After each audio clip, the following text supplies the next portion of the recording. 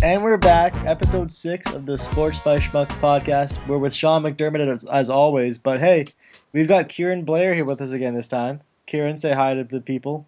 Hello, folks. There we go. So on today's episode, we're going to be talking maybe a little bit of golf with the Fedex Cup coming up.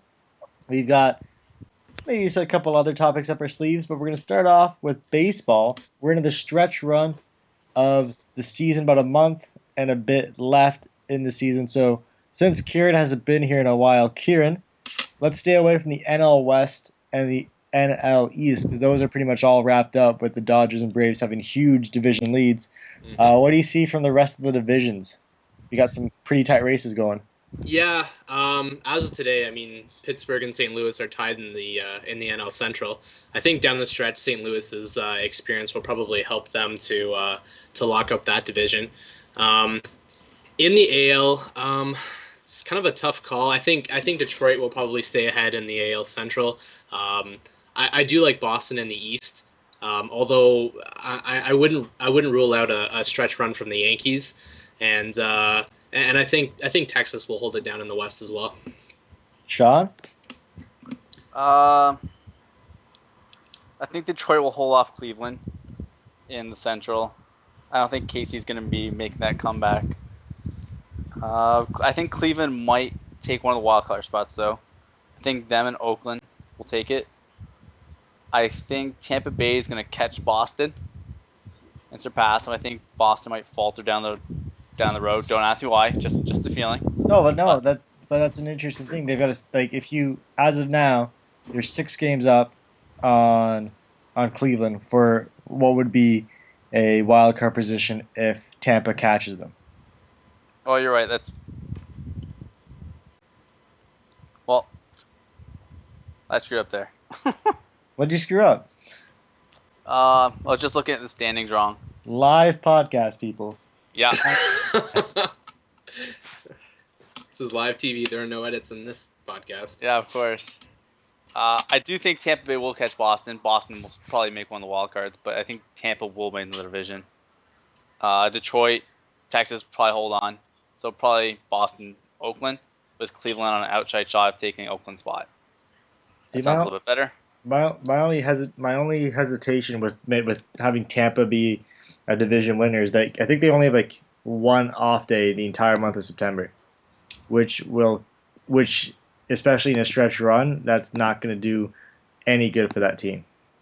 No, of course not. But they are a younger team, so if anyone could take the rigors of playing all those games in the month of September, it's going to be Tampa. You give that to Boston, they're going to falter halfway. They're going to falter, but yeah, but I think Boston doesn't have that bad of a schedule. In Sean's defense too, they might have Matt Moore coming back for the first week of September too, so that'll help him a bit. And then with the National League, as you said, Atlanta's can cakewalk the rest of the way unless for some reason their plane crashes or something like that. They should be fine. Whoa. Knock on wood. Dodgers and Yusuf Puig's presence have wrapped up that division, and Pittsburgh, Cincinnati, and St. Louis they've got that all wrapped up for the wild card in the Central. So it doesn't really matter which way they face. One of those teams is gonna be playing, two of those teams are gonna be playing on the playoffs anyways for the one game wild card. Yeah, it'll probably be a 1 game wild card between the two teams that don't win the Central. Yeah, that's gonna be exactly it.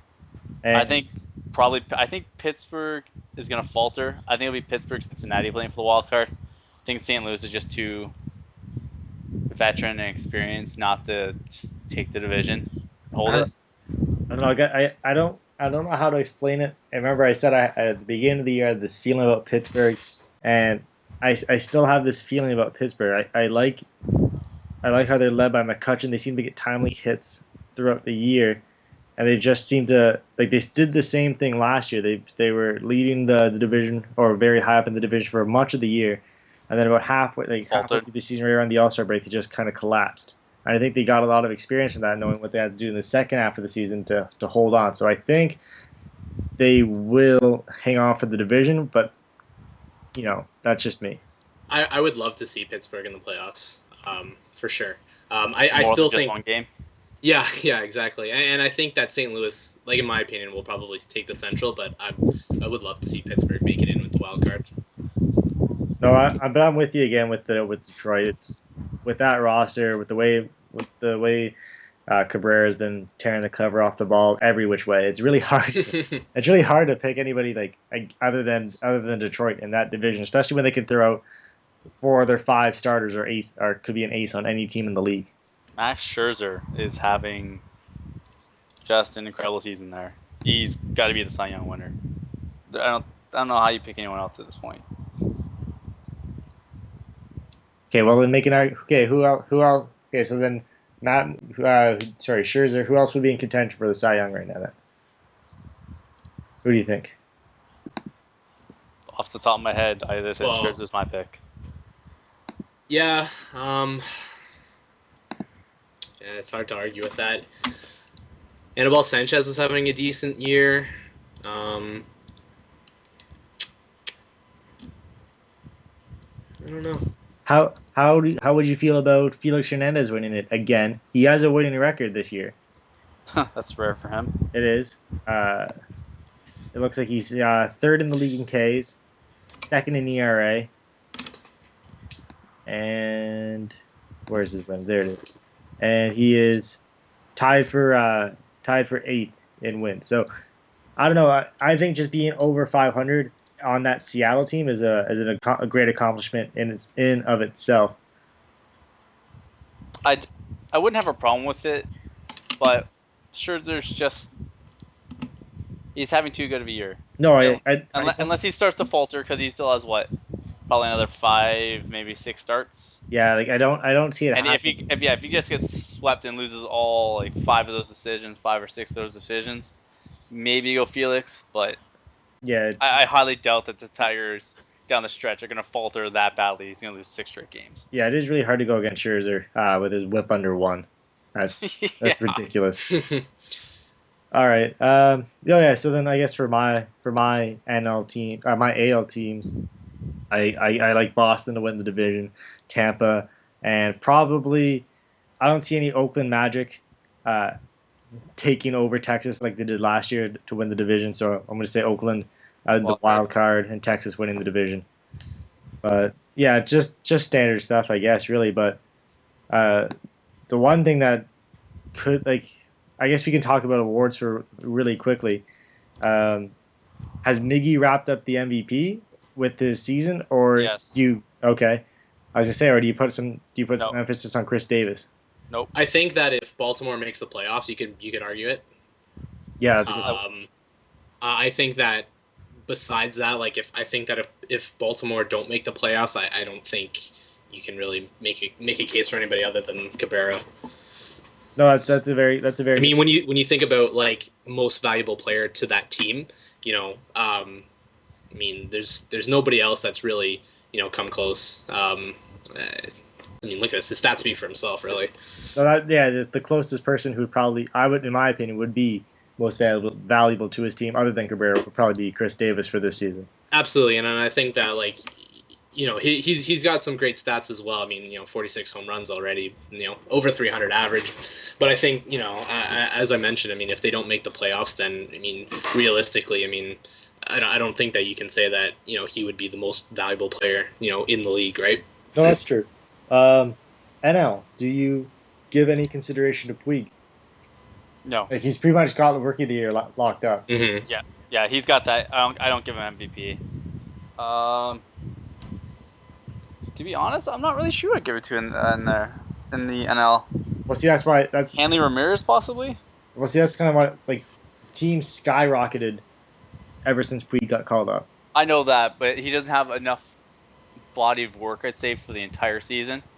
He's had a great season, don't get me wrong, and he's got the rookie wrapped up. Yeah, but I think giving him the MVP is a little too much, I'd say. But does he have the rookie wrapped up? Who else would you give it to? The name is the pitcher from Miami. Florida? Yeah. Miami. Oh, Fernandez. Yeah. Fernandez, I think it is. Jose Fernandez or Hernandez? 10-5 on that team. 165 strikeouts, whip of 1. You do make, but if you give it to him, then you can't really make the case for Puig as the MVP. Oh no, I'm just saying who else could you give the who else gets votes Rookie for of the Year? Like I think Puig's got it locked up. No ifs, ands, or buts. Yeah, any other year, the kid down in Miami. I'm sorry, his name's Jose Fernandez. Thank you. I know I said it, but I just want to make sure. He would have been. It's kind of like in football, Rookie of the Year with Andrew Luck and RG3. Those two, every other rookie quarterback, Brandon Wheaton had Ryan Tannehill had a great year. They just got overshadowed by the greatness of those two. The same thing with Puig. Any other rookies just not look as good. What's going on over there? Rattling some cages over there? Who, me? Someone was rattling some cages. Oh, I was just moving in my chair. Sorry. Sounded like gotta get comfortable. Came from a cage. Oh no, it's just my chair's a little squeaky. That's all. All right, we'll get away from that then. On that, I think that ends the baseball talk. I guess. Well, if I see this thing, I don't think there's any clear-cut front runner for MVP, which is why I think Puig might get some votes. I think that if Arizona make a good stretch run, you could look at Goldschmidt as potential MVP. True. Especially when you look at that Arizona team, and there's really not a lot of offense on that team. So. Well, a lot of talk's also been given to Yadier Molina in St. Louis because of it. He's putting up career numbers. And for him, he's having a great season. Posey's still having a pretty decent year as well. Yeah. There's a lot of places you can go with that. I don't think that's going to be wrapped up till the last week of the season. No. But, okay, that's enough baseball talk. We're speaking about wrapping up a season. We're going to a debut of a new season. Kieran is our resident, I'll say football for his sense, expert here. So it's been about, two weeks of matches? Yeah, 2 weeks of matches, unless you're Chelsea or Aston Villa, in which case 3. Okay. So what's stuck out to you so far? Well, biggest match I think so far is got to be City's 3-2 defeat to Cardiff City in Cardiff yesterday. Yeah, I heard that on the radio, and I had a double take. Oh, for sure. Cardiff's first match at home in the Premier League. First time in English First Division history. There's been 2 Welsh teams in the league, so that's great for them. Two really great set piece goals from Fraser Campbell. City replied late but couldn't get the equalizer, and that was a great match. So that was surprise of the season so far for me. I think Arsenal bounced back really well from their first week loss to Villa. That was a pretty big surprise to see them lose. And United and Chelsea tied this afternoon. That was a pretty even game. I think it was a fair result at 0-0. So I think both teams will be happy with that.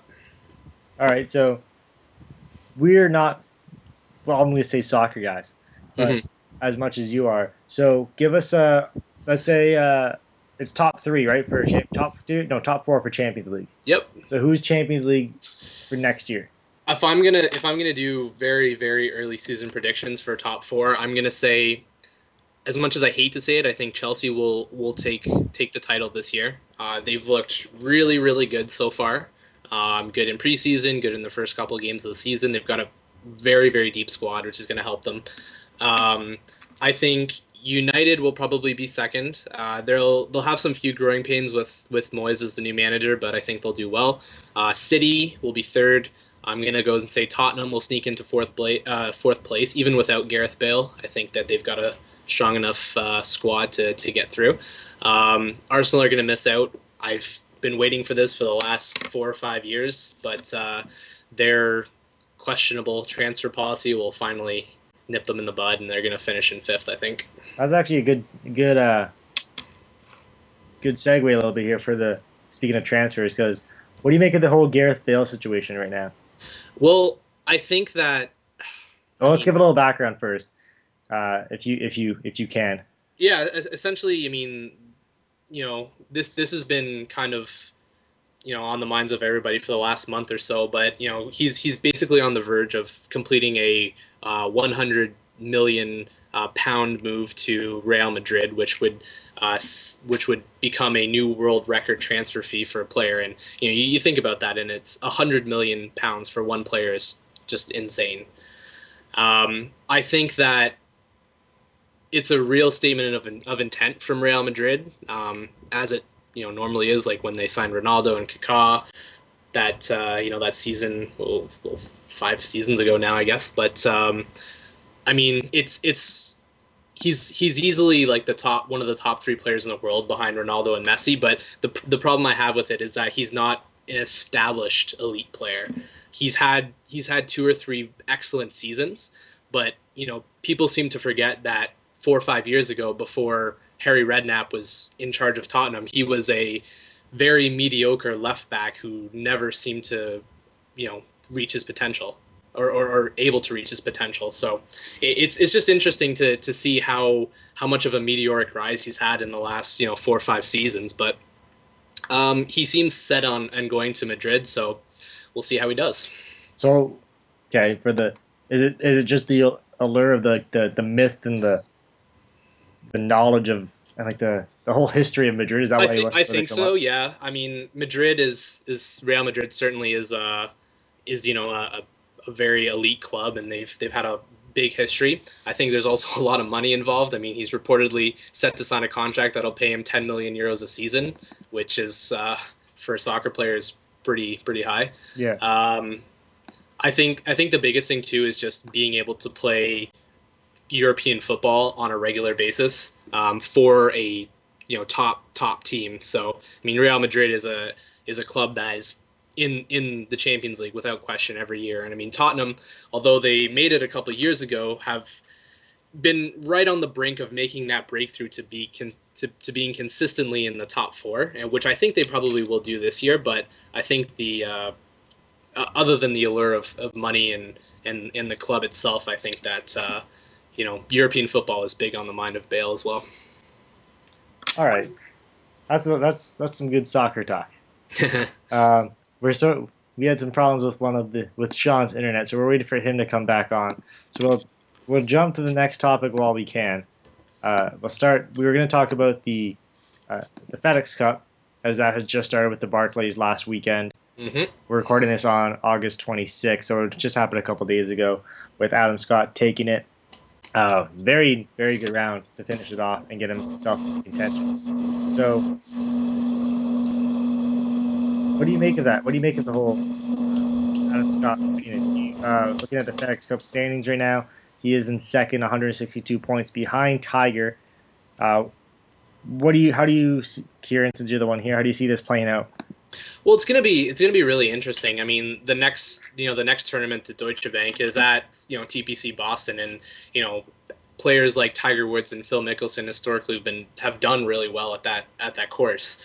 I mean, the nice thing about the FedEx Cup is that you get 4 times the points as you normally do in the regular season. So anyone who can have a good result can really skyrocket up the standings. As we saw with Adam Scott, I mean, he jumped 9 places into second after his win last week. So yeah, and Gary Woodland he finished in I think he was a T2, mm-hmm. and he was 60th. He's now in 10th. He's in 10th, yeah. Yeah. So it's going to be interesting. I mean, I think the wild card is certainly going to be the BMW. It's at a new course in Chicago, I believe it is. So I think that's going to be interesting, going to a course that hasn't been played very much on the tour. Conway Farms Golf and Country Club, I believe it is. So I think that's going to be the wild card for me, definitely. But I would expect next weekend to see a strong showing from Tiger and Phil. I'd love to see Tiger win it. So. And Sean, we had a discussion last week about Tiger. About being the greatest of all time, or his accomplishments? Yes, we did. So, with him being in first, do you see him holding on to first throughout the rest of this, or do you see someone else jumping up for the FedEx Cup title? I don't see anyone jumping up in front of Tiger. Really? Who else can? Who else? Well, a lot of people could. A lot of people could. It would take a disaster showing for Tiger Woods, unless things for someone to pop up ahead of him.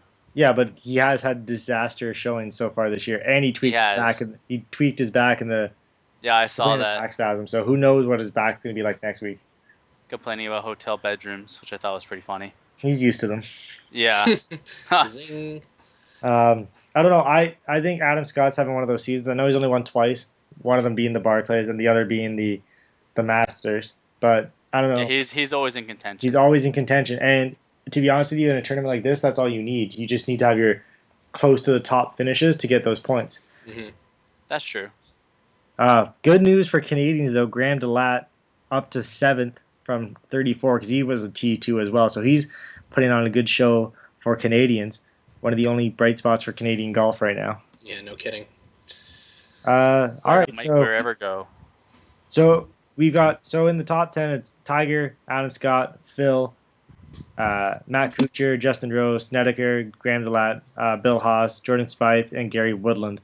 Out of the top 10, do you see who would you expect to make a run, if anybody, to try and get into contention for that last tournament? I would say Snedeker. I mean, he won last year, obviously. I mean, so he's got he knows what it takes to win it. You look at, he's played in a lot of tournaments, but he's got 8 top 10s. And Bill Haas has 9 top 10s. So, you mentioned about consistency, and I think that's something that you definitely got to look at, in the last, few events. Because, as long as you're placing and making, a good number of points, I mean, you can jump up the standings pretty quickly. So. Kieran actually took the words out of my mouth. Snedeker was going to be my pick too. I think it's an underrated pick. So I think there's bigger names out there like the Phils and Adam Scott, but Snedeker is just that guy. He just shows up, and he's going to be putting on a show, and he's going to give it his all. And he's a silent assassin. He quietly gets it done. Yeah, he gets it done. He's not flashy. He's not wearing the bright orange pants. He just goes and gets it done. You know what? I'm gonna go way down the board because it's only gonna take one tournament for this guy to get going. I'm gonna say Jason Day. I think he can make it a run. Ooh. He's got 6 top 10s in the season. He's quite a far a ways back. But if you win one tournament, as you saw with Adam Scott jumping up 9 spots, he can jump up really quickly in this tournament in these few remaining weeks. So if he wins one, gets a couple more top 10s, he could be right up there for the last tournament. I don't know. I think Jason Day, he's shown he can be there. He just hasn't finished it yet, and I have a good feeling about Jason Day. Maybe it's just because I'm partial to Jason Day. Although Kuchar that was another person I was going to look at. Kuchar would probably be my other bet. Yeah. Okay. So that was just about. We're gonna go into the high fives and face palm segments. We're going to try and keep this short as opposed to Sean's ramble of one last week. So we're going to start it off with Kieran, who's new to this. So just go with whatever one you want to lead with. Just let it be known what you're saying. Okay, so my thumbs up this week is going to go to... to... That's just terrible. Come on. What? Can't say thumbs up. High five or face palm. Oh, right. My high five this week. There you go. My props is going to go to 2 people, both Tracy McGrady and soccer player Deco, for both retiring this week. Both have had really, really great careers. Obviously T-Mac drafting out of high school, put the Raptors on the map early on. Deco winning Champions Leagues at Porto. Helped put them on the map as well. Did a really great job with the Portuguese national team as well. So both good, classy players. So I'm gonna give me my high fives to those guys. My face palm is going to go to short track speed skater Simon Cho. Oh, I forgot about this. I heard this. It's awesome. Who received a 2-year suspension for tampering with another skater's skate. Apparently that's a thing. So. Face palm to him. And yeah, that's all I got. All right, Sean? My win goes to Japan for the Little League World Series. This is the 3rd or 4th time winning it in the last 4 years. They beat California this weekend to take it. Good job to them. Just shows that the game of baseball is truly international, and it's not just Americans or Dominican or Cuba or any place that are traditional countries you think of that can win this tournament. And my facepalm goes to the New York Football Jets.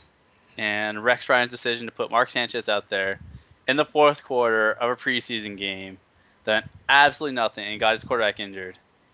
That man is out of his mind. Not his quarterback, it's a quarterback. He's dubious. He's a tenuous quarterback at best, I would say.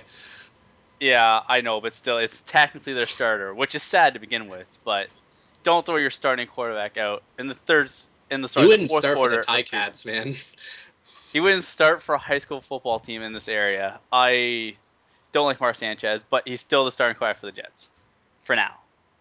That's my tale. Well, I'm going to stay in the AFC East with my facepalm, and it's going to be very similar to last week. It's going to be just pretty much the Buffalo Bills quarterback situation. I'm actually doing a facepalm right now as I think about it. E.J. Manuel is probably not going to play week 1. Kevin Kolb, sad story, but he's sad story for him that he could have potentially career-ending concussion.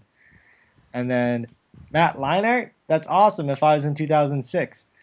Actually, I don't think he was ever awesome. Hey, he was at USC. I would have been so excited at the Bills. So was Mark Sanchez. Anyways, Jeff Toole. You should get Reggie Bush. Jeff Toole. Do you guys know who Jeff Toole is? Crickets, right? Yeah. He's the starting quarterback in week 1 out of Washington State. First undrafted rookie to start his season opener without any prior professional football experience since at least the 1950s. Hey, man, making history. That's pretty good. Good for him, but That's terrible Bills. for the Bills in a year that, you know what, after last year's disappointment, they were hoping to rebound and get some more wins. They're done already. Hey, just let me say this. Tom Brady went from a backup quarterback in Michigan to Tom Brady. We also Just lost. saying. What about Matt Castle? Remember, wasn't he like he hadn't started a game since high school before he played for the team that he played for the first time? Yeah, that's it. That's the Patriots compared to the Buffalo Bills. Yeah. And then my high five to round it out is going to Justin Rose. To say he choked is kind of an understatement. He 3-putted on the 18th green on Sunday to lose the Barclays. But the class act that he is, even after he 3-putted on the way back to the clubhouse, he stopped, signed a bunch of autographs for fans. So high five for him for saying, you know what, I messed up, but who cares? I'm still going to make sure these fans have a good time. Yeah, classy guy. Classy guy indeed. All right, so I think that wraps it up. Any last words? Just stay tuned for the NFL podcast for previewing the season coming up. That's it for me. All right, Kieran? Yeah, I've got nothing more to add.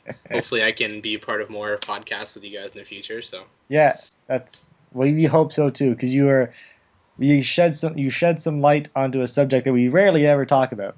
Yeah, I could talk about soccer for hours. So yeah. All right, so I guess that about wraps it up for Sean and Kieran. I was Brett. Make sure you like this, subscribe to our channel, follow us on Twitter, everything, all that social media stuff. I think we all have Twitters, so you do all follow have us. Twitters. Those links will be in the description as well. So just enjoy it, like us, and you know what, guys? This is probably going to be posted tomorrow, so I hope you guys have a good time playing Madden. All right, goodbye, everybody.